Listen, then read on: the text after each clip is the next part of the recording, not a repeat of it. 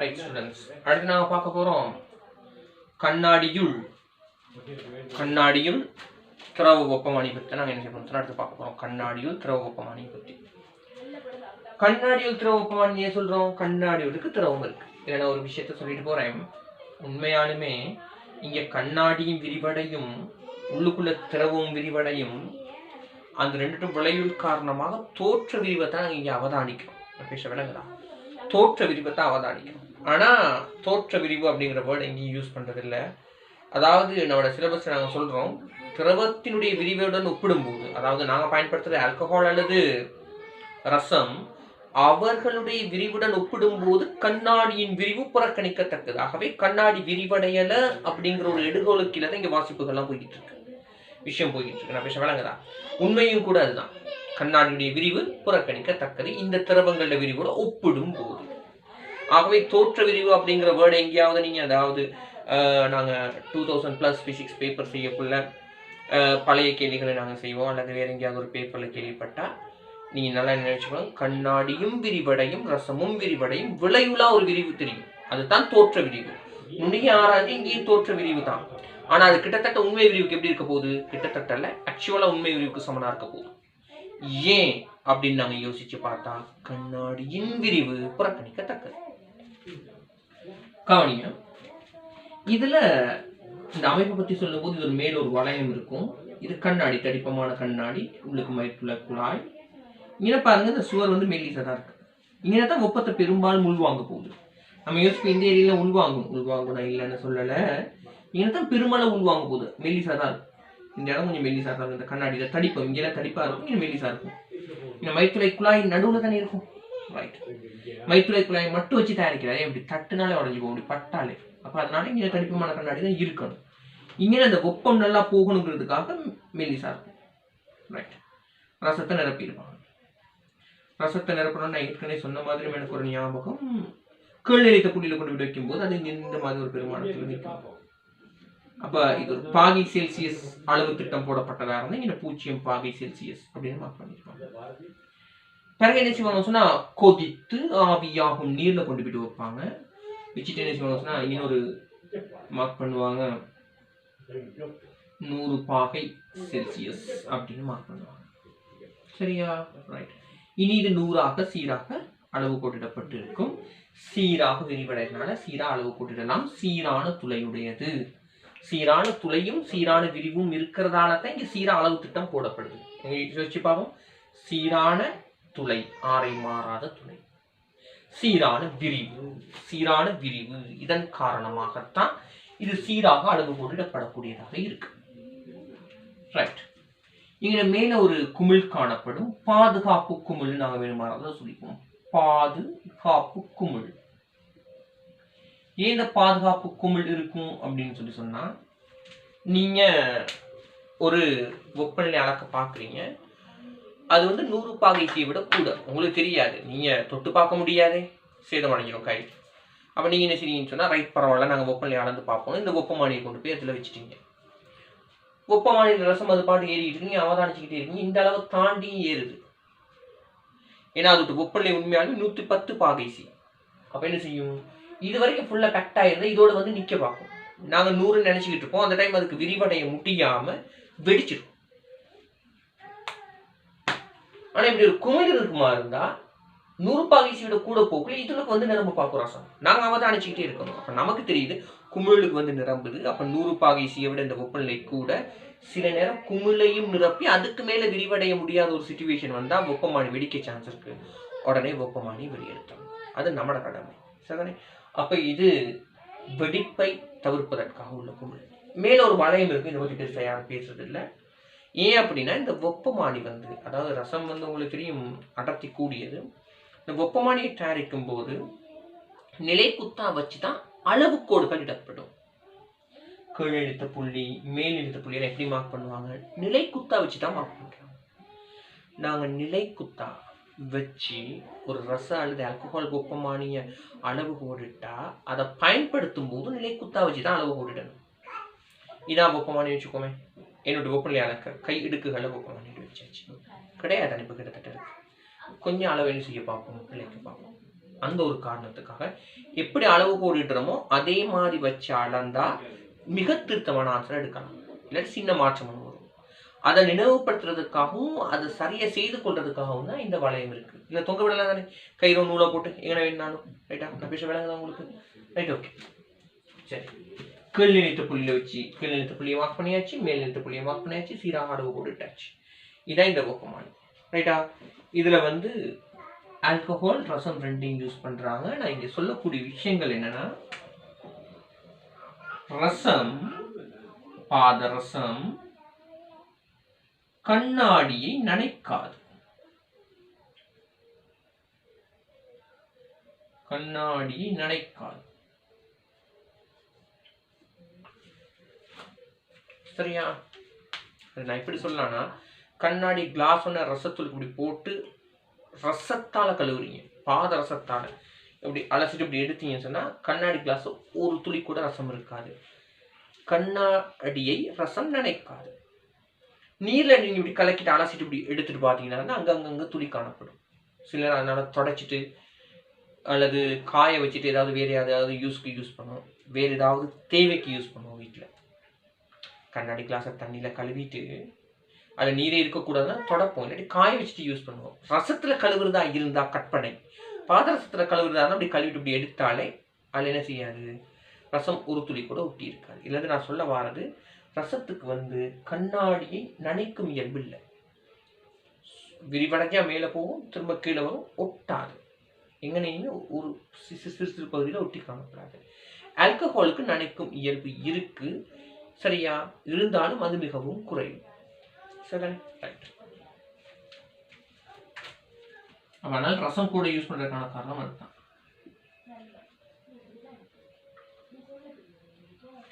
நான் இங்க சொல்ல வர விஷயம் என்னன்னா, இது ரெண்டுமே கண்ணாடியில் திரவமாக பயன்படுத்தப்படுது. இது முதலாவது நான் சொல்லிக்க விரும்புறேன். இதை விட ஸ்பெஷல் ஒன்று என்னன்னா, கண்ணாடியை நனைக்காது. இதுவும் நனைக்காது, ஆனா இதை விட இது நனைக்கிற இயல்பு மிகவும் குறைந்தது. அடுத்து நான் சொல்ல வரது என்னன்னா, இப்படி ஒரு பிரச்சனை இருக்கு பிள்ளை. ரசத்தை எடுத்துக்கிட்டீங்கன்னா -49 பாகை சி. அந்த வெப்பநிலையில வச்சு ரச திரவம் என்னவா மாறும்னா ரச கட்டியாக மாறும், பனிக்கட்டி மாதிரி. அப்ப நீங்க -49 பாகை சியை விட குறைவான வெப்பநிலைகள் ரசத்தை வச்சு கட்டியா மாறிடுமே. அந்த டைம் விரிவு சுருக்கம்னா இருக்கும், திரவத்திட விரிவு சுருக்கத்தை விட அது குறைவா இருக்கும். அப்ப அது பொருத்தமாவும் இருக்காது, அளக்கிறதுக்கு பொருத்தமாவும் இருக்காது. அடுத்தது கிட்டத்தட்ட நான் சொல்ற பெருமானம் அன்னளவான பெருமானம் 400 பாகிசின்னு வச்சுக்கொள்ளுங்க. அந்த மாதிரி ஒரு வெப்பநிலைக்கு போகும்போது ரசத்திரவம் என்னவா மாறிடும், ஆவியாக மாறிடும். அப்ப நீங்க 400 பாகிசிக்கு மேலையும் வெப்பநிலையை ரசவெப்பமானியை பயன்படுத்தி அளக்க முடியாது. அப்ப ரசவெப்பமானி வந்து -49 400 பாகிசி வரைக்கும், நான் 2 பெருமானமே அன்னளவான பெருமானத்தை சொல்லியிருக்கேன், அதுக்கு தான் அது திரவமாக காணப்படும். அப்ப இந்த வீச்சுளுக்கு தான் நீங்க இதை வெப்பமானியாக பயன்படுத்தலாம். நீங்க பார்த்த வெப்பமானில 0 to 100 தானே. நான் பார்த்திருக்கிறேன், அதாவது -10 பாகிசியில இருந்து 100 பாகிசி வளர்க்கிற வெப்பமானி பார்த்திருக்கேன். உண்மையாலுமே ரசத்துல 0 பாகிசில இருந்து 130 பாகிசி வரைக்கும் இருக்கிறது பார்த்திருக்கேன். அந்த மாதிரி -30 பாகிசில இருந்து +300 பாகிசி வரைக்கும் அளக்கிற வெப்பமானி எல்லாம் இருக்கு. நமக்கு தேவையில்லாதனால நம்ம பார்க்கறது இல்லை, காஸ்ட் கூட, அதை வாங்க போனா செலவு கூட. அப்ப அந்த மாதிரியான வெப்பநிலை நாங்கள் லேப்ல அளக்க போறதும் இல்லை. இதுல லேப்ல தானே பார்த்தது, இதுகள் இருக்காது. சரியா, பெரிய பெரிய லேப்ஸ்ல வேற வேற தேவைகள் கம்பெனிஸ் ஃபேக்டரிஸ்ல இருப்பாங்க. சரிதானே. அப்ப இந்த மாதிரி பெரிய பெரிய வீச்சுடைய வெப்பமானியும் இருக்கு. நான் அதான் சொல்ல வரேங்க, நாங்க பார்க்குற ரசவெப்பமானியை விட பெரிய வீச்சுள்ள ரசவெப்பமானிகளும் காணப்படுது. அப்ப ரசவெப்பமானி ஒன்றின் வீச்சு யாது அப்படின்னா, நம்ம கண்ணில் பார்த்த 0 to 100 டக்குன்னு அடிச்சு விட்டுறதுல 0 தொடக்கம் 100 பாகிசி வரை. அவர் பிழையை போட்டு பேசாம போய்கிட்டு இருப்பாரு. சரியா, அப்படி ஒரு கேள்வி கேட்க மாட்டாங்க. சும்மா நான் உதாரணத்துக்கு சொன்னேன், பெரிய வீச்சுடைய வெப்பமானிகள் இருக்கு அப்படிங்கிறத நான் சொல்ல வரேன். அப்ப கொஞ்சம் யோசிப்போம். ரசம் வந்து திண்மமா இருந்து திரவமா, அது எப்போ உருகுது, அது உருகு நிலை -49 பாகை சி அன்னளவாக. மறந்தாலும் பரவாயில்ல. சரியா? ரைட். அந்த வெப்பநிலையிலும் பெரிய வெப்பநிலைகள் தான் நாங்கள் அளக்கலாம். அடுத்தது அதூட்டு, அதாவது கொதிநிலை, கொதிச்சு ஆவியாகிற வெப்பநிலை கிட்டத்தட்ட 400. இதுவும் ஒரு பொய் பெருமானத்தை நான் சொல்லியிருக்கேன். இந்த பெருமானத்துக்கிட்ட இதுக்கு மேலே போனால் ஆவியாகிடும். அதுக்கு மேலே உள்ள வெப்பநிலை நாங்கள் அளக்க முடியாது. இது விளங்கிச்சா? ஆனால் ஒரு எக்ஸ்ட்ரா ஒரு விஷயம் ஒன்று செய்வாங்க. ரசவெப்பமானி 800 பாகை சி வரைக்கும் அன்னளவு அளக்கிறது கொண்டு போகணும். 800 கிட்ட எப்படி சார் 400 ஆவியாக எப்படி 800 கொண்டு போகிறது? வித்தியாசமான டெக்னிக் யூஸ் பண்ணுறாங்க. நைட்ரஜன் போன்ற ரசாயன தாக்கம் நடைபெறாத வாயுக்குள்ள உள்ளுக்கு செலுத்தி உள்ளுக்கு வெப்பமானியை தயாரிக்கக்குள்ள மேலுள்ள அமுக்கத்தை நல்லா கூட்டுனா, அமுக்கத்தை கூட்டுனா கொதிநிலை கூடும். அதனால தானே மேல் நிலைத்த புள்ளி கீழ் நிலைத்த புள்ளியெல்லாம் கதைக்கும் போது நான் அமுக்கத்தையும் சேர்த்து பேசுனேன். அமுக்கத்தை கூட்டுனா கொதிநிலை கூடும். திரவங்கள்ல அமுக்கத்தை கூட்டினா கொதிநிலை கூடும். நான் சும்மா சொல்லுவேன், திரவம் இருக்கு, வாயு ஒரு அமுக்கத்தை கொடுக்குது, அமுக்கத்தை கூட்ட கூட்ட நீ மேல வராத, நீ மேல வராத, அமுக்கத்தை கூட்ட கூட்ட மேல வராத மேல வராதன்னு தான் இது சொல்லுது. ஆகவே கொதிநிலை கூடிருக்கும். ஆவியாகி கொதிச்சு ஆவியாகிறதுக்கான வெப்பநிலை கூடிட்டு இருக்கும். அமுக்கத்தை குறைச்சா கொதிநிலை என்ன செய்யும்? குறையும். மனசுல வச்சுக்கொள்ளுங்க. அப்ப இங்க கொதிநிலையை கூட்டி வீச்சை கூட்டலாம். எப்படி? மேல வாயுக்களை, சடத்துவ வாயுக்களை அல்லது ரசாயன தாக்கத்துக்கு உட்படாத வாயுக்களை புகுத்துவதன் மூலம் ஆல்கஹால் 70-75 பாகை சி ஆவியாகும். அதை வச்சுக்கிட்டு 100 பாகை சி வரைக்கும் அளக்கிற வெப்பமானிகள் செய்யறோம். எப்படி? அதே டெக்னிக் தான். மேல என்ன செய்யுது? வாயுக்களை செலுத்தி அமுக்கத்தை கூட்டி வீச்சை கூட்டுறது. நான் பேசின விளங்கிச்சா உங்களுக்கு? ரைட். அடுத்தது, ரசத்தை விட ஆல்கஹால் உணர்திறன் கூடியது. உணர்திறன் கூடியது என்ன விளங்குதா? ரசம் ஒரு பாகை சிக்கு காற்ற கனளவு விரிவை சும்மா உதாரணத்துக்கு இவ்வளவு வச்சுக்கிட்டோம்னு சொன்னா, ரசம் ஒரு பாகை சிக்கு காற்ற கனளவு விரிவு இதுனா, ஆல்கஹால் காற்ற விரிவு இது. சிறிய வெப்பநிலை வித்தியாசத்திற்கும் பெரிய வெப்பமான இயல்பில் மாற்றத்தை காட்டுமாறுதான் அதுதான் உணர்திறன் சொல்றோம். யாரை விட யார் உணர்திறன் கூடியது? ரச வெப்பமானியை விட ஆல்கஹால் வெப்பமானி. அப்ப சிறிய வெப்பநிலைகள் அளக்கிறதுக்கு ஆல்கஹால் வெப்பமானியை பயன்படுத்தலாம். சிறிய வெப்பநிலை மாற்றங்கள் அளக்கிறதுக்கும் ஆல்கஹால் வெப்பமானியை பயன்படுத்தலாம். ஏன்னா அதனுடைய உணர்திறன் அதிகம் என்பதால். அதுக்கடுத்த பிள்ளைகள் இது சம்பந்தமான சொல்ல வேண்டிய பெருமானம். இப்ப நீங்க சில நேரம் அன்னளவான பெருமானம் தனி சொன்ன திருத்தமானதை கேட்பீங்களா இருந்தா நான் அதையும் சொல்றேன். நோட் பண்ணி வச்சிருக்கேன். -38 பாகை சில இருந்து 357 பாகை சி. இதெல்லாம் பாடமாக்குறேன்ல, அதனால தான் நான் போய் பெருமானங்கள் சொல்லி உங்களுக்கு வழங்கப்படுத்தேன். அதை பாடமாக்க போனால் சிக்கலாகும். இது நான் உங்களுக்கு நோட்ஸில் தருவேன். சரிதானே? ரைட். ஆல்கஹால் வெப்பமானி -114 மைனஸ் வெப்பநிலைக்கு இது சரியான உகந்தது. 78 பாகை சி இது ஆவியாகும். இது திண்மமாக மாறும். இது ஆல்கஹால் வெப்பமானிக்கான பெருமானங்கள். இதை உங்களுக்கு நான் நோட்ஸ் தருவேன். ரைட்டா? ரைட்டா? இந்த சாப்டர் இதோடு முடியுது. அப்போ நான் நோட்ஸ் தருவேன், நீங்கள் எழுதி கொள்ளலாம். ரைட். இதையும் கொஞ்சம் நோட் பண்ணி வச்சுக்கலாம். அப்போ மைனஸ் வெப்பநிலை அளக்கிறதுக்கு ஆல்கஹால் வெப்பமானி சிறந்ததுங்கிறது இங்கேயும் நீங்கள் மனசில் போட்டு வச்சுக்கணும். திரும்ப யோசிச்சு பார்ப்போம். கண்ணாடியில் திரவ வெப்பமானி இப்படி இருக்கு. இது தொங்க விடுறதுக்கானது. சரியா? அதில் நான் என்ன சொல்ல வரேன், அது இப்போ கேட்குறது சரியான குறவு. எந்த நிலையில வச்சு நாங்கள் அளவு கூடுட்டுறோமோ, நிலைக்குத்தா வச்சு அளவு கூடுட்டா நிலைக்குத்தா வச்சு தான் அளவுகள் எடுக்கணும். கிடையா வச்சு அளவு கூடுட்டா கிடையா வச்சு தான் அளவுகள் எடுக்கணும்.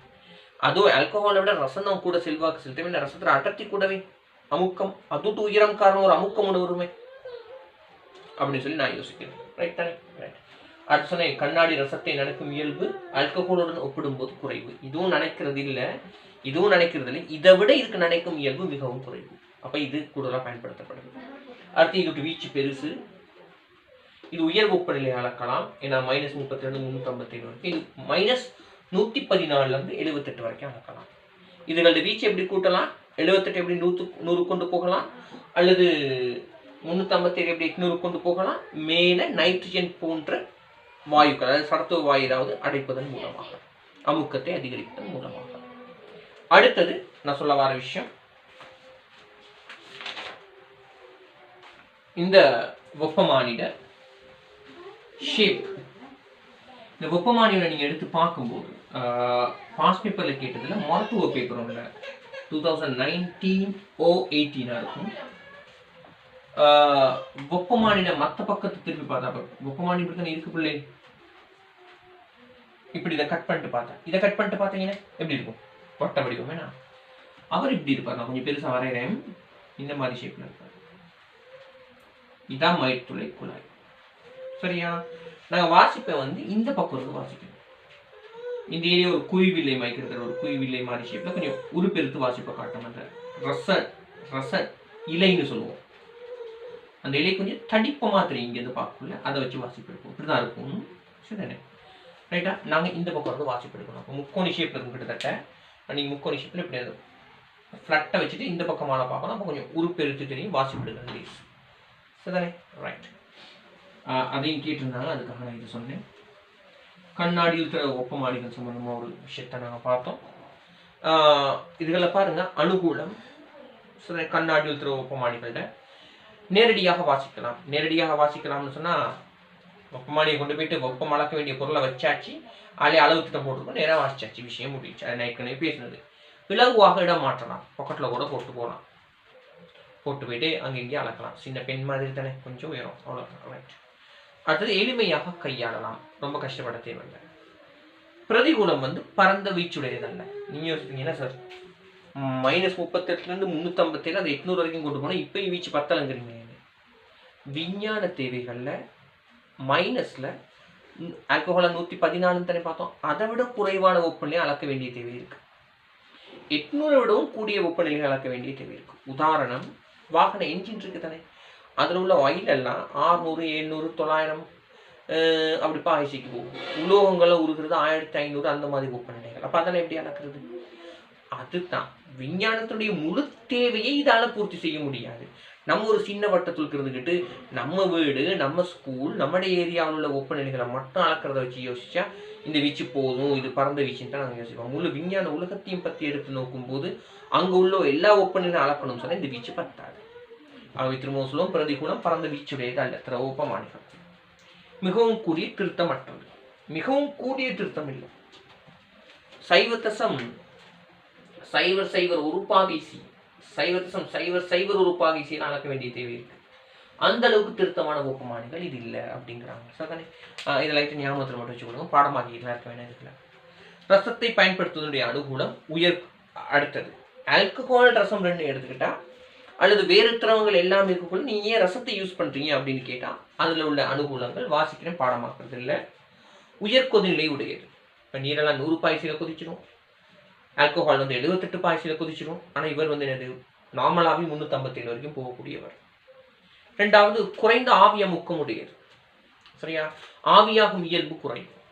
சரிதானே? அதுவும் இதுல ஒரு சிறப்பு இயல்பு தான். கூடிய விரிகைத்திறன் உடையது. கூடிய விரிகைத்திறன் பிள்ளைகள் வெப்பநிலையோட இதுக்கு கணிசமான அளவு விரிவை காட்டக்கூடியது. சரியா? கம்பி துணி எடுக்கிறீங்க, சூடாக்கிட்டு இது விரிவடைஞ்சிருச்சு, சரியா அப்படின்னு நீங்க வந்து சின்ன ஆக்களுக்கு இல்லாட்டி விளங்காத ஆக்கள் விளங்கப்படுத்த கஷ்டம். ஏன்னா உங்களுக்கு தெரியும் ரயில் தண்டவாளம் எவ்வளவு, அதோட விரிவு மிகவும் சிறியது. சாதாரணமான சூழல் வெப்பநிலையில பாருங்க, 2 தண்டவாளங்களுக்கு இடையே நம்ம விரலை கூட வைக்கிற அளவுக்கு இடைவெளி இருக்காது, சின்ன இடைவெளி தான் இருக்கும். இல்லை என்ன சொல்ல வரேன்னா அவ்வளவு பெரிய தண்டவாளமே ஒரு 10-15 பாய்ச்சி வெப்பநிலை வித்தியாசத்துக்கு சிறிய அளவு விரிவை தான் காட்டக்கூடும். அப்போ இவ்வளோ பெரிய இரும்பு கம்பியில் எடுத்துக்கிட்டு வெப்பநிலைக்கு விரிவடையுது அப்படின்னு சொல்லி சூடாக்கிட்டு அதோட விரிவடைஞ்சதை நம்ம சாதாரண கண்ணால சாதாரண அளவு திட்டத்தில் காட்டில் அந்த விரிவை அளக்கிறது கஷ்டம். அந்த மாதிரி திரவங்களும் வெப்பநிலையோட கொஞ்சமா விரிவடைஞ்சா காட்ட கஷ்டம். அதனால நாங்கள் என்ன சொல்றோம் அப்படின்னு கேட்டா இந்த ரசம் அந்த வகையில பார்க்கும்போது வெப்பநிலையோட தாராளமான விரிவை காட்டுது. சரியா? அப்படின்னு சொல்லி சொல்றோம். அதுதான் கூடிய விரிகைத்திறன் உடையது அப்படிங்கிறோம். விரிவு கூடியது, சீராக விரிவடையும். அதனால தான் அளவு திட்டத்தை சீரா போட முடியுது, ஈஸியா கையாளக்கூடியதா இருக்கு. கண்ணாடியை நினைக்காத ஏற்கனவே பார்த்தோம். உயர் வெப்ப கடத்து திறன் உடையது. இதில் உள்ள ப்ராப்ளம் என்னன்னா இதான் மயிர்துளை குழாய், மேல பாதுகாப்பு குமிழ், ரைட்? இங்கே தான் ரசத்தை நிரப்புற அந்த குமிழ் இருக்கும். என்ன செஞ்சு இப்படி மெல்லிய கண்ணாடி இங்கிட்ட வந்து தடிப்பமான கண்ணாடியா போகும். இப்ப இன்னைக்கு என்னோட ஒர்க் என்னன்னா நாம குடிக்கிற டீ அதோட வெப்பநிலையா இருக்கும். டீ இவ்வளவு தான் கப்பில் போகும், கொஞ்சம் டீ கொஞ்சம் தண்ணி இருக்கு. நீங்க வெப்பமானி எடுக்கிறீங்க லேப்ல இருந்து, வெப்பமானி என்ன செய்யுதுன்னு கேட்டா இந்த அளவுக்கு விரிவடைஞ்சிருக்கு. ஏன்? சூழலோட வெப்பநிலை 25 பாகைசின்னு வச்சுக்கொள்வோம். அண்டைக்கு சூழலோட வெப்பநிலை 25 பாகைசி இவ்வளவுக்கு விரிவடைஞ்சிருக்கு. கட்டாயம் விரிவடைஞ்சு தானே இருக்கணும். லேப்ல வந்து நீங்க ஃப்ரிட்ஜுல வச்சிருக்கீங்க, பூச்சம் பாய்ச்சல் வச்சிருக்கீங்க, இங்கே நின்று இருக்கும். சும்மா நம்மளா வச்சிருக்கோம். 25 பாய்ச்சல் இருக்கும். இதை கொண்டாந்து இதுக்கு வைக்கிறீங்க. வச்ச உடனே பாருங்க, சொல்ற விஷயம் உங்களுக்கு விளங்குதான்னு. ரைட், இதான் வயிற்றுலை குழாய். ஷார்ட்டா வரைகிறேன். நாம் அளக்க வேண்டிய வெப்பநிலையில் இந்த ரசம்லாம் இருக்கும். மேல உள்ள ரசம் வந்து நாம் அளக்க வேண்டிய வெப்பநிலையில இருக்காது. இந்த ரசம் அளக்க வேண்டிய வெப்பநிலையில இருக்கும், இது அளக்க வேண்டிய வெப்பநிலையில இருக்காது. ரசம் நன்றாக வெப்பத்தை கடத்தக்கூடியது. இது நன்றாக வெப்பத்தை கடத்தக்கூடியதுனால இங்க வெப்பத்தை உறிஞ்சி இந்த வெப்பத்தை இங்க அனுப்பி, அதன் காரணமாக முழு ரசமும்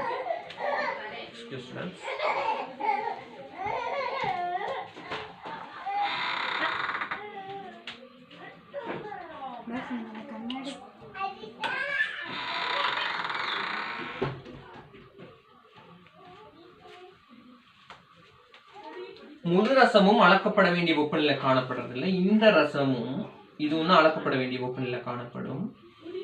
இது அளக்கப்பட வேண்டிய வெப்பநிலை காணப்படாட்டியும் இது உறிஞ்சிற வெப்பத்தை நன்றாக கடத்தக்கூடியது. கடத்தி இது அவ்வளவும் நாங்க உதாரணமா T 67 பாகைசியில் இருக்குன்னா 67 பாகைசிக்குரிய விரிவை காட்டும். இதுக்கு வெப்பத்தை கடத்தும் இயல்பு இல்லைன்னா இது 67 பாகைசியில கொண்டு போயிட்டு வைக்கக்குள்ள இது 25ல தானே போயிட்டு நிக்குது. இதவனும் 67ல நிற்கும், இது 25ல நிற்கும். இது 67க்கு ஏற்ற மாதிரி விரிவடையும். இதுக்கு வெப்பம் கடத்தப்படாது, அதை இப்படியே என்ன செய்யும், மேல போகும். அப்ப அவங்க தயாரிக்கும் போது முழு வெப்பமானியும் ஒரே வெப்பநிலையில் இருக்கிறதா எடுத்து தான் தயாரிச்சிருப்பாங்க, அந்த முறைக்கு ஏற்ப மாதிரி. அப்ப பிழைக்கும். நான் பேச விளங்குதா? அதனாலதான் சொல்றாங்க இதுல என்னன்னு கேட்டா உயர் வெப்ப கடத்து திறனையுடையது, அது ஒரு சிறந்த இயல்பு. ரெண்டாவது ஒளி புக முடியாதது. ஒளி புக முடியாதது உதாரணமாக நீங்க பார்த்துருக்கீங்களா, நாங்க புதுசா வீடு அதுலாம் கட்டும் போது அதுல புதுசா கண்ணாடி போட்டுருந்தாங்க ஜன்னலுக்கு. அதுல வெள்ளை கலர் அப்படி மார்க் போட்டிருப்பாங்க. ஏன் அப்படின்னா வீடு வந்து அங்கே ஜன்னல் கட்டும்போது வீடு ஜன்னல் போட்டிருக்கா இல்லையான்னு தெரியாம சாமான்லாம் கொண்டு போக்குள்ள இடிச்சிட்டாங்க. இல்லை சும்மா தண்ணி இருக்கு கொண்டு போ, படைஞ்சிட்டு போயிருமா இல்லையா? இல்லாட்டி புதுசா கண்ணாடி கதை ஒன்று போடக்குள்ள அந்த கன்ஸ்ட்ரக்ஷன் நடக்கக்குள்ள இப்படி மார்க் போடுவாங்க. ஆனா கண்ணாடி போட்டிருக்கோம் அப்படிங்கிறது அப்பதான் தெரியும். இல்லாட்டி ஏன் புது கண்ணாடி அவங்க அப்படி மார்க் போட்டு ஊத்தையாப்பாங்க. ரைட்டா? நான் என்ன சொல்ல வரேன்னு சொன்னா, இப்ப நீங்க ஒரு கிளாஸ்ல தண்ணீர் இருக்கு, அதை பார்க்கும்போது சிலர் எவ்வளவு தண்ணீர் இருக்குன்னு விளங்காது. ஏன்னா அது நீரை ஊடு புக விடும், ஒளியை ஊடு புக விடும். அதால இது எவ்வளவுக்கு இருக்கு அப்படிங்கிறத பார்த்துக்கலாது. ஏன்னா ஒரு பொருள் நம்ம கண்ணுக்கு தெரியணுமா இருந்தா ஒண்ணு அந்த பொருள்ல இருந்து ஒளி வரணும், இல்லாட்டி ஒளி பட்டு தெரிப்படைஞ்சு வரணும். வெப்பமானிகள்லாம் ஒளிரும் பொருள் இல்லை. பல்ப், நிலா, சூரியன், போன் டிஸ்பிளே அந்த மாதிரி இல்லை. அப்ப ஆகவே அது வெப்பத்தை பட்டு தான் தெரிப்படைஞ்சு வரும். அப்ப இங்க நீர் இருக்குமா இருந்தா அல்லது ஒளியை ஊடு புக விடக்கூடிய திரவம் இருக்குமா இருந்தா இந்த ஒளி இங்க போயிட்டு நம்ம கண்ணுக்கு வராது, வாசிப்பெடுக்க கஷ்டம். ரசம் என்பது அது வந்து தெரிக்கும் மேற்படும் சில்வர் கலர். இதே ஒளியை ஊடு புக விடாது. அப்ப படுற ஒளி கட்டாயம் தெரிப்படைஞ்சு வரும். ரசம் இவ்வளவுக்கு தான் இருக்கு அப்படிங்கிறத நம்ம பார்த்துக்கலாம். அதான் அந்த சிறப்பு இருக்கு. ஒரு வெப்பமானியில வாசிப்பு எடுக்கும் போது எவ்வளவுக்கு ரசம் இருக்குங்கிறத பார்த்துக்கலாம். ஆல்கஹாலுக்கு உண்மையாலுமே நிறம் இல்லை. ஏன் ஆல்கஹாலுக்கு நிறம் இல்லை அப்படிங்கிறதெல்லாம் நீங்க யோசிக்க தேவையில்லை. ஆல்கஹாலுக்கு உண்மையான நிறம் இல்லை. சரியா? அதனுடைய எந்த ஒரு ரசாயன இயல்பும் பாதிக்கப்படாமல், பௌதிக இயல்பு பாதிக்கப்படாமல் சோப்பு கலர் நிறத்தை சேர்த்திருப்பாங்க ஆல்கஹால் வெப்பமானிக்கு. ஏன் அப்படின்னு கேட்டா, இல்லாட்டி அந்த ஒளியை ஊடு புக விட்டுரும். எவ்வளவுக்கு ஆல்கஹால் விரிவடைஞ்சிருக்குன்னு நம்மளால பார்த்துக்கவே முடியாது. அதானத்துக்கு நிறமூட்டி அதை ரெட் கலரா மாற்றி வச்சிருக்காங்க. சரியா? அப்போ ஒளியை ஊடு புக விடும், ஒளியை ஊடு புக விடும் திரவமாக இருக்கக்கூடாது. ஒளியை ஊடு புக விடாத திரவமாக தான் என்ன செய்யணும், இருக்கணும். அப்பதான் நீங்க வெப்பநிலையை அளக்கிறது லேசு அப்படிங்கறதையும் ஞாபகத்துல வச்சுக்கணும். இன்னொரு விஷயமும் சொல்றேன், நிறைய இடங்கள் அப்படிதான். ஒண்ணு ஆல்கஹாலுக்கு நிறமூட்டுறாங்க, ஏன்னா அது எவ்வளவுக்கு விரிவடைஞ்சிருக்குன்னு கண்டுபிடிச்சிக்கிறது வெப்பமானி. ரெண்டாவது கேஸ். சரியா, நாங்கள் பாவிக்கிற கேஸ் இருக்குது தானே, அந்த எல்பி கேஸ் இருக்குது தானே, அது திரவமாக இருந்து ஆவியாக மாறி வரும். அதுக்கு மனம் இல்லையா உண்மையாலுமே. அப்போ அதுக்கு மனம் ஒன்று சேர்த்துருக்காங்க. ஏன் அந்த மனசை சேர்த்துருக்காங்கன்னா, கேஸ் நம்ம வீட்டில் லீக் ஆகுதா இல்லையான்னு கண்டுபிடிக்கிறது வேறு எந்த இதுவுமே இல்லை. கேஸ் லீக்குங்கிறது நீங்கள் யோசிங்க, மனத்தை வச்சு தானே எப்பயுமே கண்டுபிடிக்கணும். அப்போ அதுவும் செயற்கையாக மனமூட்டப்பட்டிருக்கு நம்முடைய தேவைக்காக. அதையும் சும்மா எக்ஸ்ட்ரா தெரிஞ்சு வச்சுக்கோங்க. ஓகே, அடுத்தது போவோம். தொடுகை கோணம் பெரியது. தொடுகை கோணம் அப்படிங்கிறது வந்து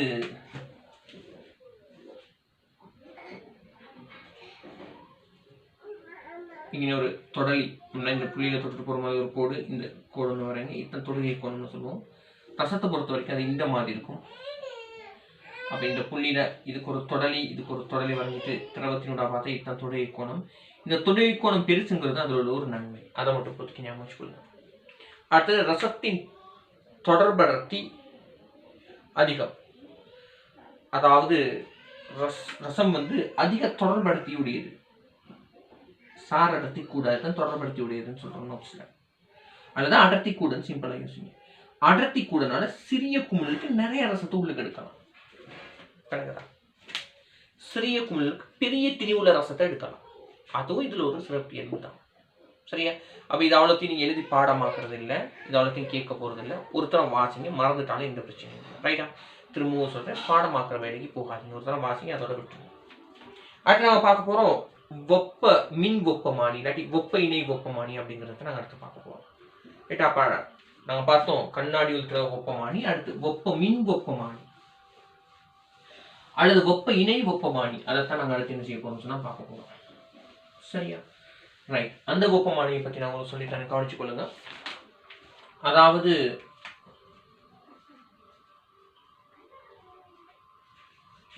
வெப்ப இணை வெப்பமானி. ரைட், இதை பத்தி யோசிப்போம். உண்மையாலுமே ரெண்டு வெவ்வேறான கம்பிகளோட சந்தி உருக்கி ஒட்டுவதன் மூலம் இந்த வெப்பமானி ஆக்கப்பட்டிருக்கும். ஏபின்னு ரெண்டு கம்பிகள் வச்சுக்கொள்ளுங்க. இந்த சந்தியை வெவ்வேறு வெப்பநிலையில் வைக்கும்போது வெவ்வேறு மின்னழுத்த வேறுபாடு இதுக்கிடையில் உருவாக்கப்படும் சிறிய அளவில்.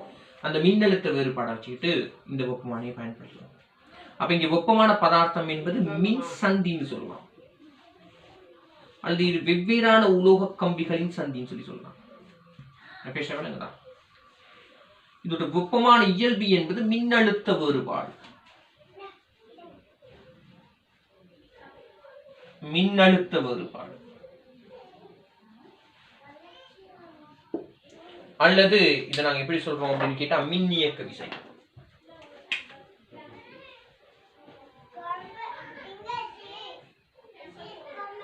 எக்ஸ்ட்ரா ஒரு சொல்றதா இருந்தா இப்படி சொல்லுவோம் மின் இயக்க விசை.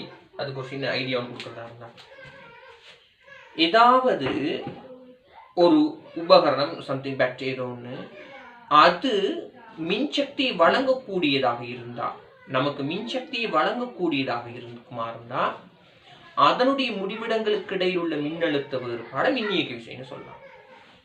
இப்போ ஒரு தடையில, ஒரு சர்க்கிட்ல ஒரு தடையில 5 வால்ட் இருக்குன்னு வச்சுக்கோங்க, இதை மின்னழுத்த வேறுபாடுன்னு சொல்லக்கூடாது. மின்னை உற்பத்தி செய்யும் ஒரு மின்கலத்துக்கு குறுக்கே 5 வால்ட் இருக்கு, இது மின் இயக்க விசை. விளங்குதா நான் சொல்றது? மின்னை உற்பத்தி செய்யும் பொருளின் மின்னழுத்த வேறுபாடு, அதன் முடிவிடங்களுக்கு இடையிலான மின்னழுத்த வேறுபாடு மின் இயக்க விசைன்னு சொல்லுவோம். ரைட், அப்ப அது உங்களுக்கு விளங்கி இருக்கும்னு நினைக்கிறேன். இப்படிதான் தயாரிச்சு இந்த வெவ்வேறு சந்திகளை கொண்டு விட வைக்கும் போது அது வெப்பநிலை அளந்துச்சு. இதோட சிறப்பியல்பு என்னன்னா, ஒரு வெப்பமானி எப்படி வெப்பநிலையை காட்டுது அப்படிங்கறத சொல்லிட்டு இருக்குவாங்க. இது ஒரு முக்கியமான பாயிண்ட். இந்த இடத்துல தான் இது கதைக்கப்படுது. இதை சரியா பார்த்துக்கொள்ளுங்க. சரிதானே? இப்ப நம்மகிட்ட ஒரு வெப்பமானி இருக்கு. நான் சும்மா அந்த கண்ணாடியுள் திரவ வெப்பமானி எடுக்கிறேன். உதாரணமாக நீங்க லேப்ல இருந்து எடுக்கிறீங்க, அன்னைக்கு உங்களோட லேப்ல வெப்பநிலை வந்து 25 பாய்சின்னு வச்சுக்கொள்வோம். அப்ப இது 25 பாய்சியை காட்டுமா இல்லையா? எடுத்துக்கொள்றீங்க. இதை கொண்டு போய் ஒரு பாத்திரத்துல உள்ள நீண்ட வெப்பநிலை அளக்க பயன்படுத்துறீங்க. ஒரு பாத்திரத்துல உள்ள நீண்ட வெப்பநிலை அளக்க பயன்படுத்துறீங்க.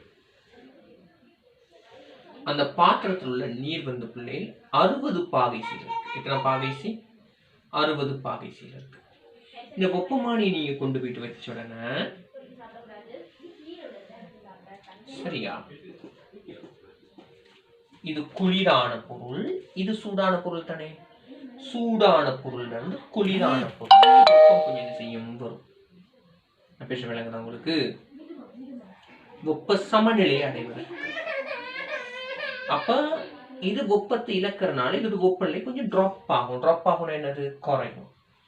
நான் கொஞ்சம் நிறைய நீர்த்தினை வரைஞ்சிருக்கிறேன், அதனால கொஞ்சம் வெப்பநிலை 59 பாகை சீட்டு போகுதுன்னு வச்சுக்கோங்க உதாரணத்துக்கு. அதை விட குறைவாகவும் போகலாம், கூடவாகவும் போகலாம். அது வந்து இனி இதண்ட அளவு அதனால சேர்ந்து அங்கே இருக்கு உதாரணம் தானே. அப்ப 59க்கு போகுது. ஏன் போச்சு? இதுக்கு வெப்பத்தை இழக்கிறதுனால. இப்ப 59க்கு போன பிறகு ரெண்டும் ஒரே வெப்பநிலைக்கு வந்துருச்சு. அப்படின்னா இது 59 ஆகும்போது இது வெப்பநிலை கூடி 25 தான் 59க்கு வந்துருச்சு. வெப்ப சமநிலை. அப்ப அது வரைக்கும் என்ன செய்யும்? வெப்பம் உயர்ந்துகிட்டே வரும். அதாவது ரச நிரல் உயர்ந்துகிட்டே வந்து 59 நிற்குது. இப்பதான் இந்த வெப்பநிலை நான் இங்க என்னத்த சொல்ல மாட்டேன்னா, ஒரு வெப்ப சமநிலையை அடைந்த பின் தான் நாங்க வெப்பநிலையை அளப்போம். ரைட்டா? இது ஒரு முக்கியமான பாயிண்ட். இதை வச்சுட்டு நிறைய கேள்வி கேட்கலாம். இந்த இடத்துல நான் நிறைய முக்கியமான இம்பார்ட்டன்டான வெப்பமானி சம்பந்தமாக மிக முக்கியமான விஷயங்களை இந்த இடத்துல நான் கதைக்கிறதா வச்சுக்கொள்ளுங்க. இந்த வெப்ப சமநிலை அப்படிங்கிறது ரொம்ப முக்கியம். அப்ப 60 பாகைசி உள்ள நீர்த வெப்பநிலை அளக்க முயற்சித்த நீங்க உங்கூட்டு முயற்சியில நாங்க தோல்வி தான் அடைஞ்சிருக்கோம். 60 பாகைசியில் உள்ள நீண்ட வெப்பநிலை அளந்தா 60 பாகைசி தானே ரிசால்ட்ஸ் வரணும். நாங்க அளந்திருக்கிறது 59. அப்ப இனிமே வெப்பநிலை அளக்கக்குள்ளையில உங்க மனசு என்ன சொல்ல போகுது? அடே இப்ப வெப்பநிலை இது கொஞ்சம் குறைச்சி தான் காட்டியிருக்கேன், இது கொஞ்சம் வெப்பத்தை உறிஞ்சிருக்குமே அப்படின்னு சொல்லு. அது உறிஞ்சிற அளவு குறைவா இருந்தா நல்லது. அழகுதா? ரைட். அப்ப இப்ப 60 59க்கு வந்து தானே இதை காட்டுது. இதே இன்னொரு வெப்பமானியை கொண்டு போயிட்டு இதே மாதிரியான சமனான ஒரு ஆள் இருக்கிறாரு, அவரும் இதே மாதிரியான இன்னொரு வெப்பமானியை கொண்டு போயிட்டு அளக்கிறாரு. அதுவும் 60 பாகைசியில் உள்ள இதே மாதிரியான தரவும் அவருக்கு 59.8 பாகைசின்னு காட்டுது. 60 58.8ன்னு காட்டுறது நல்லமா 59ன்னு காட்டுறது நல்லமா அப்படின்னு பார்த்தா இதுதான் சிறந்தது. ஏன் கிட்டத்துக்கு வந்துருச்சு? ஏன் இவர் வெப்பத்தை கொஞ்சமா உறிஞ்சி சமநிலை அடைஞ்சிட்டாரு, இவர் வெப்பத்தை கூட உறிஞ்சி சமநிலை அடைஞ்சிருக்காரு. இவங்க 2 பேத்துல ஏ பி 2 பேத்துல யார் சிறந்தவர் அப்படின்னு கேட்டா நான் பிக்கு தான் சிறந்தவர் அப்படிங்கிற பட்டம் கொடு. ஏன்னா இதனுடைய இதுவும் 25 பாகைசியில இருந்து இங்க வந்துருக்கோம் வச்சுக்கோங்க. இதுவும் 25 பாகைசியில அரையில இருந்து எடுத்திருப்போம் உதாரணத்துக்கு. அப்ப ரெண்டுமே 25 பாகைசியில இருந்து தான் வந்திருக்கு. இது 25ல இருந்து 59.8க்கு போயிடுச்சு, கொஞ்சம் வெப்பத்தை உறிஞ்சி. ரைட்டா? இது கூட வெப்பத்தை உறிஞ்சி 59க்கு போயிடுச்சு. அப்ப யார் குறைஞ்ச வெப்பத்தை உறிஞ்சினா? இவர். எப்படி குறைஞ்ச வெப்பத்தை உறிஞ்சினால தான் இதோட வெப்பநிலையில் ஏற்பட்ட அந்த குறைவு குறைவா இருக்கு. இது கூட வெப்பத்தை உறிஞ்சினால ஏற்பட்ட குறைவு அதிகமா இருக்கு. ரைட்டா? திரும்பவும் சொல்லுவோம். 25 பாகைசியில் உள்ள 2 வெப்பமானியோட கையில இருக்கு. அதை கொண்டு போயிட்டு 60 பாகைசியில் உள்ள பொருளோட வெப்பநிலை அளக்க பாக்குறீங்க. உண்மையால இவ்வளவு நாள் உங்களோட மனசு என்ன சொல்லியிருக்கும்? 60ல வச்சு 60ன்னு காட்டும். அப்படிதான் காட்டணும். ஆனால் அவ்வாறல்ல இங்க நடக்கிறது. இங்க ஒரு வெப்பத்தை உறிஞ்சிறாரு, இவட்ட வெப்பம் குறையுது, இவட்ட வெப்பம் கூடுது. அப்படியே நடந்து வந்து 2 பேரும் ஒரே வெப்பநிலைக்கு வராங்க. அந்த டைம் 59க்கு போயிடுச்சு. அந்த அளவுக்கு இவர் வெப்பத்தை இழக்கிறாரு, இவர் வெப்பத்தை வாங்குறாரு. ஆனா கொஞ்சம் இது இழந்தோன்னே இது தேவையான வெப்பத்தை அடைஞ்சிருச்சு. அப்ப இங்க வெப்பத்தை கூட உறிஞ்சினது யாரு அப்படின்னு கேட்டா இவர். இங்க வெப்பத்தை இவர் குறைவா உறிஞ்சிருக்காரு. ஆகவே இது சிறந்த வெப்பம். இப்படி மாற்றம் ஏற்படுறதுக்கு பிரதானமான காரணம் யாருன்னா வெப்ப கொள்ளளவு. நோட் பண்ணி வச்சுக்கோங்க. வெப்ப கொள்ளளவு.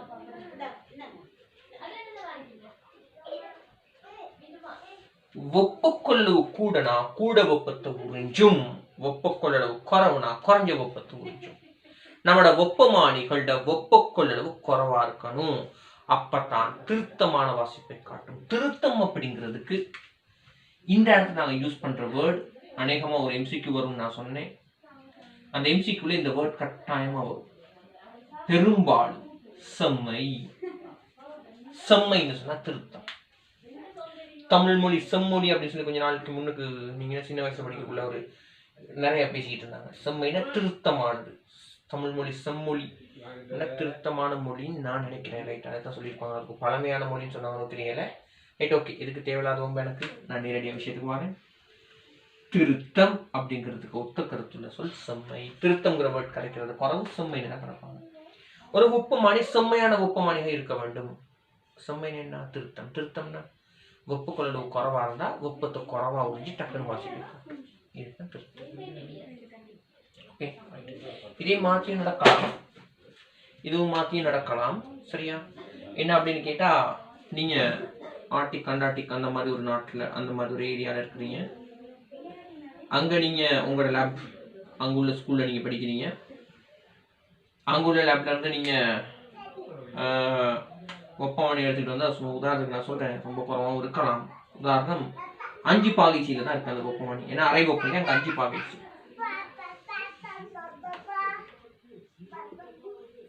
ரைட்டா? ரைட். இந்த உதாரணம் என்னன்னா, சாரி, எப்படி யோசிப்போம், நீங்க சவுதி அரேபியா அந்த மாதிரி ஒரு நாட்டுல இருக்கீங்கன்னு வச்சுக்கோங்க. சரியா? ரைட்.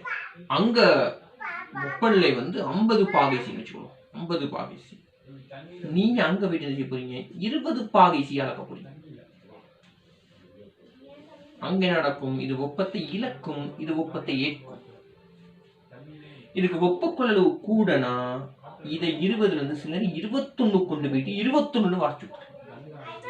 ஏன்னா இது இங்க வெப்பத்தை இழக்கிற சிச்சுவேஷன் தானே. இதுவே அங்க இதோட வெப்ப கொள்ளளவு குறைவுன்னு சொன்னா, இது வெப்ப கொள்ளளவு கூடனா வெப்பத்தை இழந்திலிருந்து 21 வரைக்கும் இதை கொண்டு போக சான்ஸ் இருக்கு. இது வெப்ப கொள்ளளவு குறைவுனா வெப்பத்தை இழந்திலிருந்து ஒரு 20.2 அந்த மாதிரி சிறிய அளவுல தான் இந்த வெப்பத்தை கூட்டுறதுக்கு சான்ஸ் இருக்கு. வெப்ப கொள்ளளவு கூடிய பொருள் கூடிய அளவு வெப்பத்தை இழந்து வெப்பநிலை குறைவுக்கு உட்படும். வெப்ப கொள்ளளவு கூடிய பொருள் கூடிய வெப்பத்தை ஏற்று வெப்பநிலை உயர்வுக்கு ஏற்படும். கூடிய வெப்பத்தை ஏற்று வெப்பநிலை உயர்வுக்கு உட்பட்டிருக்கு. கூடிய வெப்பத்தை ஏற்று. ஏன் இது கூடிய வெப்பத்தை ஏற்றுச்சு? 59 போகுது. ரைட். இங்க இந்த மாதிரியான வெப்பமானி வைக்கிறோம், கொஞ்சம் வெப்பத்தை ஏற்றிருக்கு. அதனால தான் இந்த தொகுதியின் வெப்பநிலை பெருமளவுல குறையல. இப்ப இந்த சிச்சுவேஷன் எடுத்துக்கிட்டா, கூடிய வெப்பத்தை இழந்து வெப்பநிலையை காட்டுது, கொஞ்சம் வெப்பத்தை இழந்து இந்த வெப்பநிலையை காட்டுது. சரியா? அப்ப திரும்ப திரும்ப ஒரே விஷயம் சுழற்சி முறையில கதைக்கப்படுது. ஆகவே நீங்க குழம்ப வேண்டிய அவசியம் இல்லை. சிம்பிளா இப்போதைக்கு இதை ஞாபகம் வச்சுக்கணும். திருத்தம் செம்மைங்கிறதும் ஒத்த கருத்துள்ள சொல். ஒரு வெப்பமானி செம்மையான வெப்பமானியா இருக்கிற மாதிரி தான் வெப்ப கொள்ளளவு குறைவாக. அதான் ஃபைனல் அவுட்புட். ரைட்? சரியா? இடையில திரும்ப திரும்ப இந்த மாதிரி விஷயங்கள் பேசப்படும். அந்த டைம் நம்ம பார்ப்போம். ஏன் இந்த செம்மை திருத்தம் அப்படிங்கிற வேர்டை பத்தியும் வெப்ப கொள்ளளவு பத்தியும் நான் கதைக்க வேண்டி வந்துச்சு. சரியா? ஒரு வெப்பமானியானது வெப்ப கொள்ளளவு குறைந்ததாக இருத்தல் வேண்டும். அதான் என் ஃபைனல் முடிவு. இங்க வெப்ப இணை வெப்பமானியத்தை நீங்க படிச்சுக்கிட்டு இருக்கோம். அதோட வெப்ப கொள்ளளவு சரியான குறைவு, சின்ன கூறு தானே. கொஞ்சம் வெப்பத்தை கொடுத்தாலே அது என்ன செய்யும்? அளக்க வேண்டிய வெப்பநிலைக்கு வந்துடும். வெப்ப கொள்ளளவு குறைந்தது. ஆகவே திருத்தமாக வெப்பநிலைகளை அளக்கக்கூடியது. அந்த பொருளோட வெப்பநிலையை பெருமளவுல மாற்றத்துக்கு உட்படுத்தாது. இரண்டாவது, புள்ளி வெப்பநிலை, மேற்பரப்பு வெப்பநிலைகளாக இது சிறந்தது. புள்ளி வெப்பநிலை உதாரணமா மாக்கர நுண்ணிட வெப்பநிலை. இதை கொண்டு போயிட்டு ஒரு இதா ரச வெப்பமானிட கீழ்மொழின்னு வச்சுக்கோங்க, இப்படி வச்சு அளக்கலுமா? பொருத்தமே இல்லை. இது எங்கிறது வெப்பத்தை உறிஞ்சி வெப்ப சமநிலை அடைந்து சாத்தியம் இல்லை. இவரை கொண்டு போயிட்டு வைக்கணும். ரைட்டா? புள்ளி வெப்பநிலை. மேற்பரப்பின் வெப்பநிலை ரச வெப்பமானி. என்ற விரல் தான் ரச வெப்பமானி. இப்படி வச்சு அளக்க முடியுமா? இயலாது. அந்த ரசக்குமிழ் அளக்க வேண்டிய வெப்பநிலையில் நன்றாக அமுழ்த்தப்பட வேண்டும். அப்ப புள்ளி வெப்பநிலை மேற்பரப்பு வெப்பநிலை அளக்க இதுதான் சிறந்தது. இது இல்லாம நாங்க வெப்ப இணை வெப்பமானி, ரச வெப்பமானி, ஆல்கஹால் வெப்பமானியை தான் பார்க்கிறோம். மாறாக்கணல் வாயு வெப்பமானியில இந்த அளவு சைஸ்ல உள்ள குமிழ் இப்படி இருக்கும். அப்ப அதையெல்லாம் வச்சு வெப்பநிலை அளக்கிறதா இருந்தா அந்த குமிழ் ஃபுல்லா என்ன செய்யணும்? அளக்கப்பட வேண்டிய வெப்பநிலை உள்ளுக்கு போகணும்.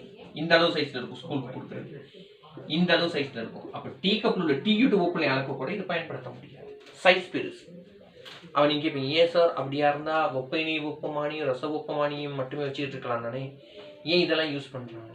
இது சரியான மாதிரி திருத்தம் கூட, சயின்டிபிக் ஒர்க்ஸுக்கு இது மிகவும் சிறந்த வெப்பமானி. அப்போ அந்தந்த தேவைக்கு ஏற்ற மாதிரி யூஸ் பண்ணுறோம்.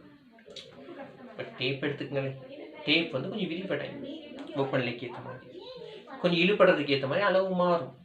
இருந்தாலும் டேப்பை வந்து நாங்கள் என்ன செய்கிறோம், யூஸ் பண்ணுறோம். மீட்டர் கோலை வச்சு இப்போ ஷர்ட் தைக்கிறோம்.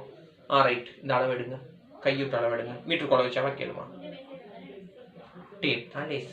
அந்தந்த இடத்துக்கு தேவைக்கேற்ப எக்யூரசி குறைவா தேவை, எக்யூரசி கூட தேவை, அதுக்கேற்ற மாதிரி வேறு வேறு வெப்பமானிகள் பயன்படுத்துகிறோம். சிலபஸ் எல்லாத்தையும் பற்றி டீப்பாக இல்லாதனால நாங்கள் இருக்கிறத மட்டும் பார்த்துட்டு போகிறோம். வெப்ப இணை வெப்பமானியை பற்றி தான் நான் பேசிக்கிட்டு இருக்கேன். அது இப்படி தான் இருக்குது. இதை பற்றி என்ன சொன்னேன், இதோட வெப்பக்குழு சின்னது, ஆகவே திருத்தமாக வாசிப்படுத்திக் கொள்ளேனும். ரெண்டாவது என்ன சொன்னேன், புள்ளி வெப்பநிலை பரப்பு வெப்பநிலைகளை அளக்கலாம். இன்னொன்று சொல்லித்தரேன், விரைவாக மாறும் வெப்பநிலைகளை அளக்கக்கூடியது ரச வெப்பமானி. எடுத்துக்கோமே, அதை வச்சு பார்த்துக்கிட்டே இருக்கணும். அது அப்படியே வந்து ஒரு மாறாத வெப்பநிலையில் இருக்கக்குள்ள தான் வாசிக்கணும். ஒரு டைம் ஒன்று எடுக்கும்.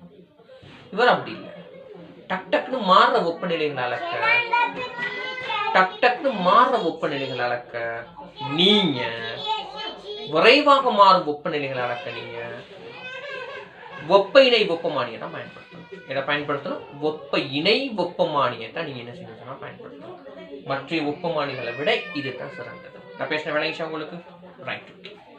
ரைட், இப்ப நாங்க யோசிப்போம் என்னன்னு கேட்டா, இந்த வெப்பமானி வந்து முன்ன காலங்களில் அப்படி பயன்படுத்தினாங்க.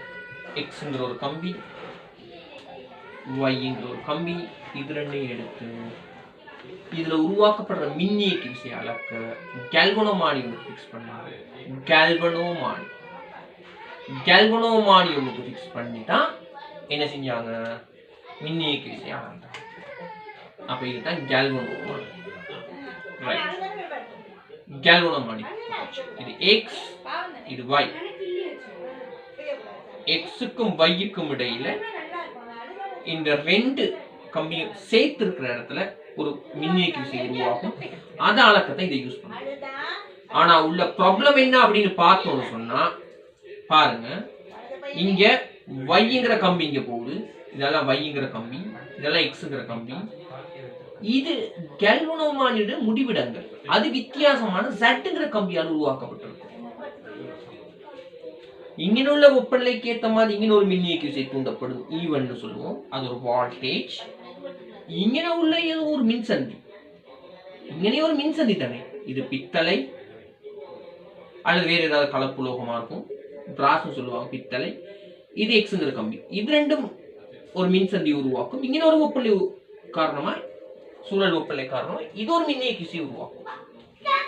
இது ஒய்ங்கிற கம்பி, இது ஜெட்ங்கிற கம்பி. இங்க எக்ஸும் ஜெட்டும், இங்க ஒய்யும் ஜெட்டும், இது ஒரு மின்னியக்கு விசை உருவாக்கும். அப்ப எத்தனை மின்னியக்கு விசை? 3 மின்னியக்கு விசை. அதோட அச்சரக்கணித கூட்டுத்தொகைன்னு சொல்லுவோம். எலக்ட்ரிசிட்டி படிக்கல இன்னும் விளங்கும் இருக்கு.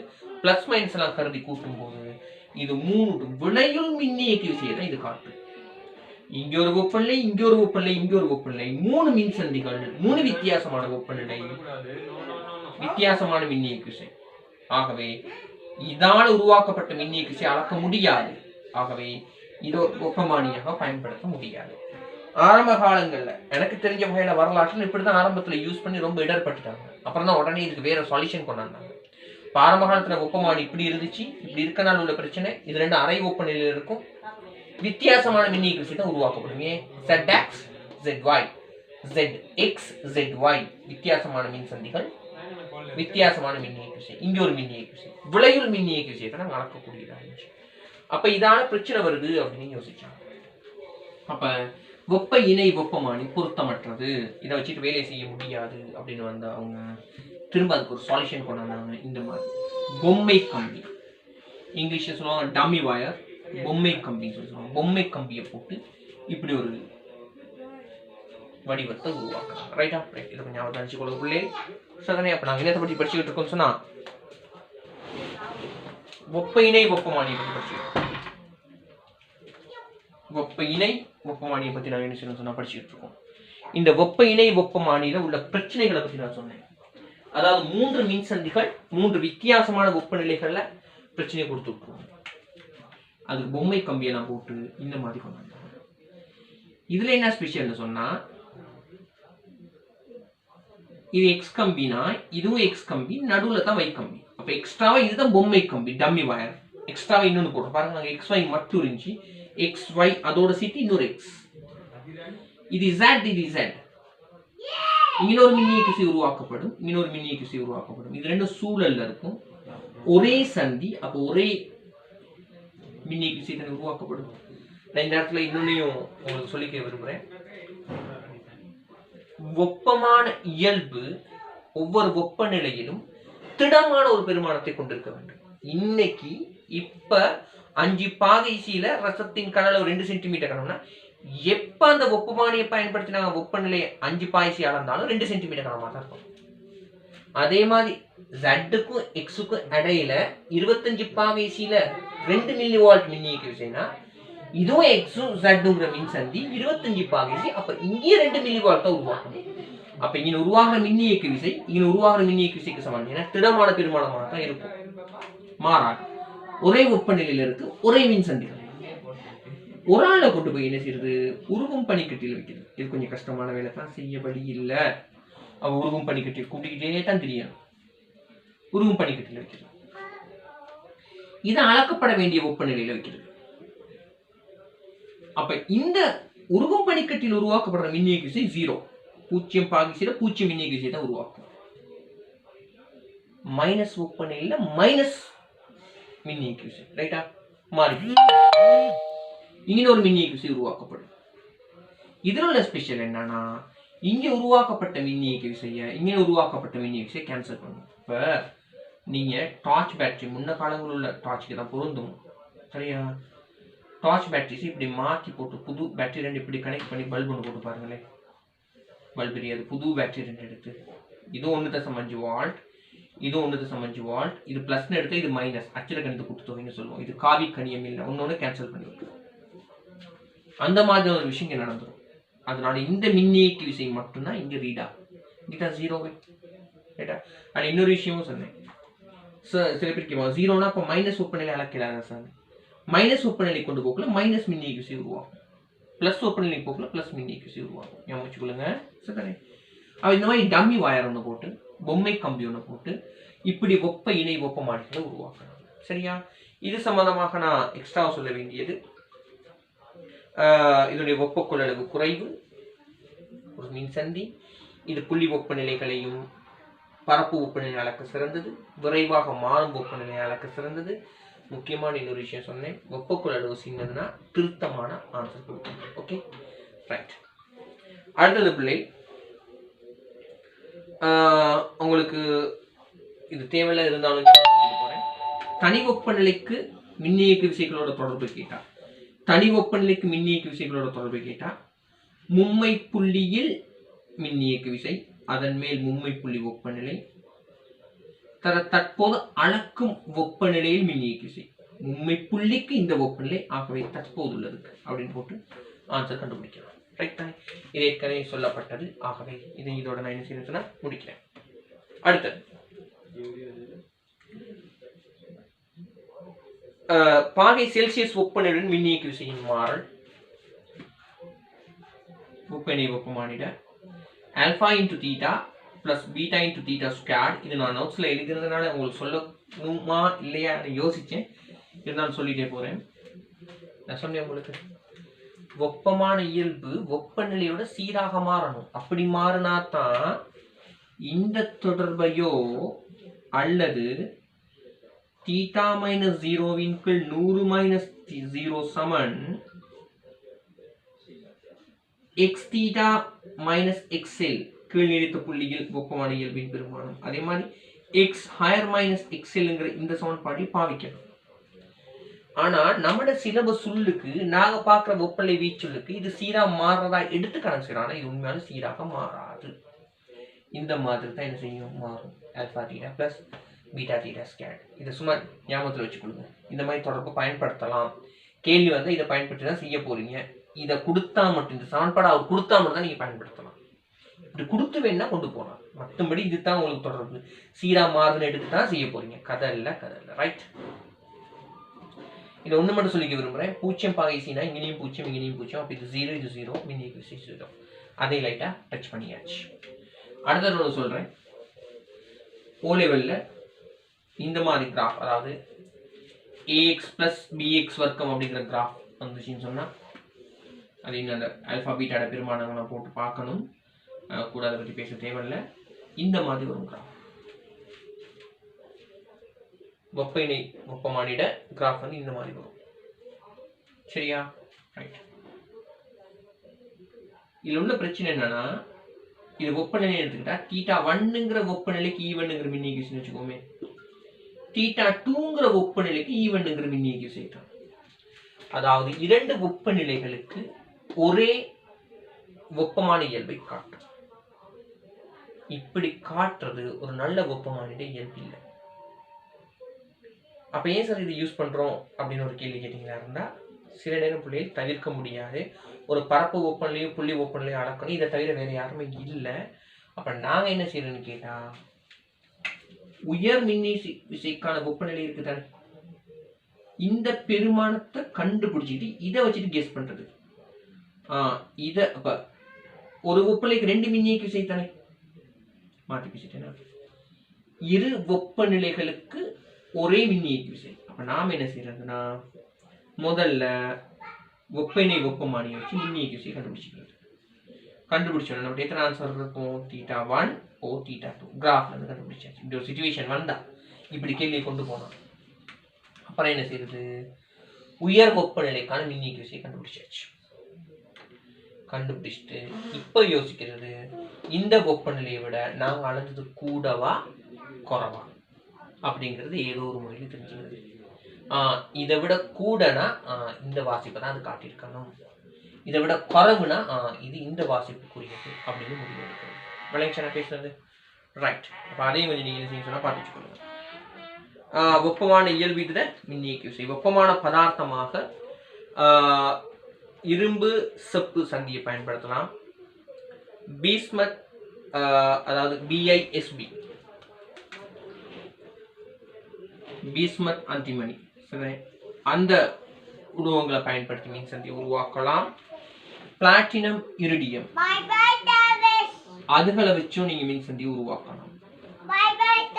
ஏன் இந்த மாதிரி 3 பேர், இவர் 1 இவர் 2 இவர் 3, இவங்க 3 பேர் பத்தி ஏன் பேசுறோம்னா, எல்லா மின் சந்திகளுமே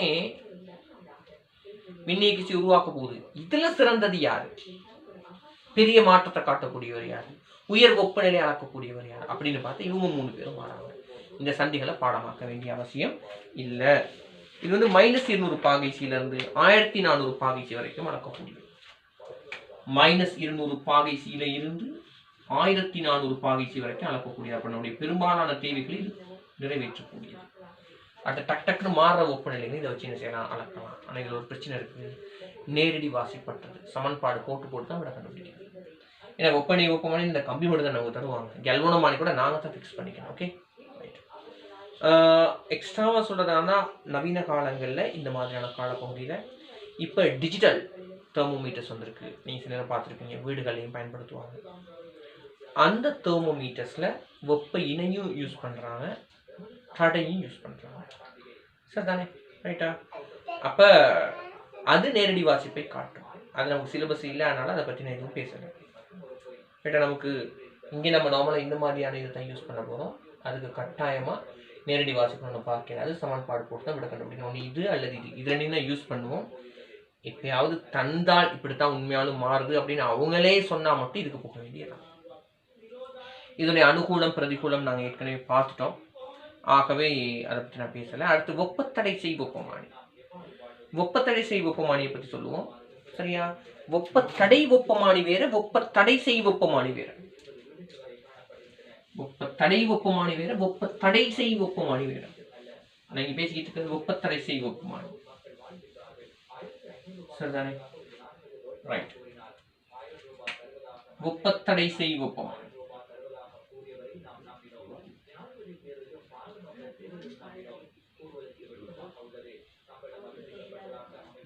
வெப்பத்தடை செய் வெப்பமானி தான் பார்க்க போறோம். சரியா? ரைட். இதையும் கொஞ்சம் நோட் பண்ணி வச்சுக்கணும். வெப்பத்தடை செய் வெப்பமானி.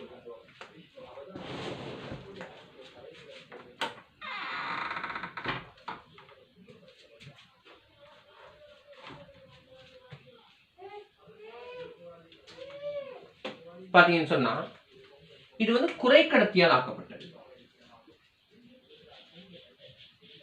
குறைக்கடத்திகளோட தடை வெப்பநிலையுடன் குறையும், பெருமளவில் குறையும்,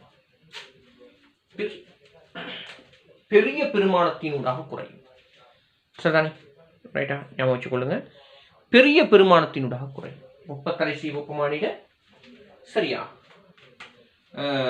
தடை பெருமளவில் குறையும். இதை வச்சு கொண்டு தான் நாங்கள் வெப்பநிலைகள் என்ன செய்யறோம் சொன்னா நடக்கிறோம். சரியா? ரைட். இது தான் பெரும்பாலும் நாங்கள் சின்ன பிள்ளைகளுக்கெல்லாம் யூஸ் பண்ணுவோம். எலக்ட்ரானிக் வெப்பமானி அது இதுகள் எல்லாம் பயன்படுத்துறது இதை தான். சரிதானே? பெருமளவில் தடையில மாற்றம் ஏற்படுறதுனால இதை வச்சு ஈஸியாக நடந்து கொள்ளிடும். அப்போ வெப்பத்தடை வெப்பமானியில் பயன்படுத்தப்படுறது குறைக்கடத்திகள், நமக்கு தெரிஞ்ச சிலிக்கன், ஜெர்மானியம், அது மட்டும் இல்லாமல் நிறைய சேர்வைகள் இருக்கு. சரியா? நான் நோட்ஸ்ல அந்த சேர்வைகளை தானே சும்மா வாசிக்கிறேன். சரிதானே? Fe3O4 அல்லது MgCr2O4 அந்த மாதிரியான சேர்வைகளை சேர்த்து நாங்கள் என்ன செய்யலாம் சொன்னால் வெப்பத்தடை வெப்பமானியை தயாரிக்கலாம். நீங்கள் குறைக்கடத்திகளை பயன்படுத்தி வெப்பத்தடை வெப்பமானி தயாரிக்கப்படும் அப்படின்னு மட்டும் ஞாபகம் வச்சுக்கொள்ளுங்க. வெப்பநிலையுடன் அவற்றின் பெருமானம், அதாவது தடையின் பெருமானம் பெருமளவில் மாற்றம் அடையும். அப்போ பெரிய மாற்றங்கிறதுனால திருத்தமாக அளக்கலாம். மாற்றம் பெருசாக இருந்தால் திருத்தமாக அளக்கலாம். ஆனால் ஒரு சின்ன பிரச்சனை, இது டக்குன்னு உடைஞ்சிடும். எப்போ செயல் இருக்கும்னு தெரியாது. அது மட்டும் தான் பிரச்சனை. அப்போ வெப்பத்தடை வெப்பமானிக்கு அனுகூலம், அதாவது தடை பெருமளவில் வெப்பநிலை மாறுவதால் அளப்பது இலகு, ஆனால் வெப்ப உறுதி குறைந்தது. அது பழுதாகிறதுக்கான சான்சஸ் கூட அதான் ஒரு பிரதிகூலம். சரிதானே? ரைட்டா? ரைட். இதுகளையும் நாங்கள் இப்போ என்ன செய்யறோம்னு சொன்னால் யூஸ் பண்ணிட்டு இருக்கோம். எலக்ட்ரானிக் தெர்மோமீட்டர்ஸ் கூடுதலாக இதை பேசிக்காக வச்சு தான் வேலை செய்யுது. ரைட்டா? அதையும் கொஞ்சம் நீங்கள் என்ன செய்யணும் சொன்னால் பார்த்து வச்சுக்கொள்ளுங்க. அடுத்தது நான் என்ன சொல்ல வரேன் அப்படின்னு கேட்டால்,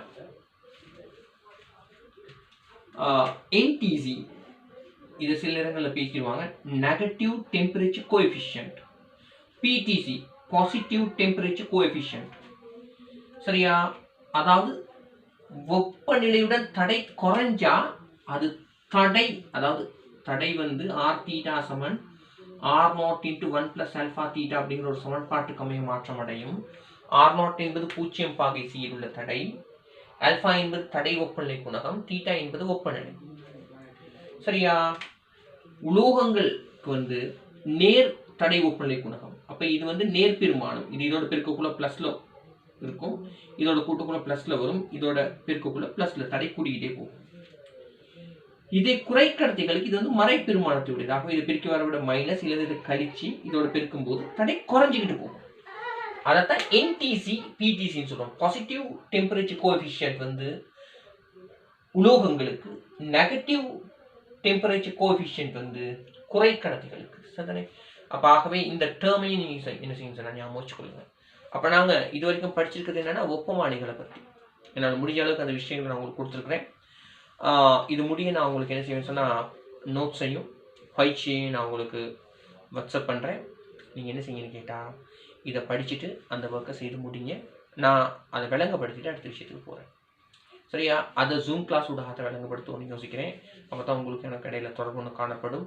உங்களோட கேள்விகள் கேட்கக்கூடிய வசதியாக எனக்கு இருக்கும். சரியா? ரைட்டா? அப்படி இல்லாட்டி நீங்கள் ஒழுங்காக படிக்க மாட்டீங்க. ரெண்டாவது விஷயம், எனக்கு கொஞ்சம் கிளாஸில் டிஸ்டர்ப்ஸ் நிறையா இருக்குது. இந்த சூழலில் வீட்டில் சின்ன பிள்ளைகள பிரச்சனைகள், சத்தங்கள், அதுக்கு இடையில் கிளாஸை செய்கிறதா இல்லையான்னு தான் நிப்பாட்டி வச்சுருந்தேன். வேறு வழி இல்லாமல் அந்த சத்தம் இருந்தாலும் செய்வோம் அப்படிங்கிற முடிவெடுத்து தான் செய்துட்டு போகிறேன். அந்த டிஸ்டர்பன்ஸை கொஞ்சம் மன்னிச்சு கொஞ்சம் படிச்சுக்கிட்டு போங்க. வேறு வழி இல்லை எனக்கு. ரைட்டா? நான் அடுத்த கிளாஸ் உங்களுக்கு இந்த பயிற்சியை கொடுத்துட்டு அதை விளங்குபடுத்துகிற வழியை நான் பார்க்குறேன். Right? Okay. Thank you very much students. Thank you.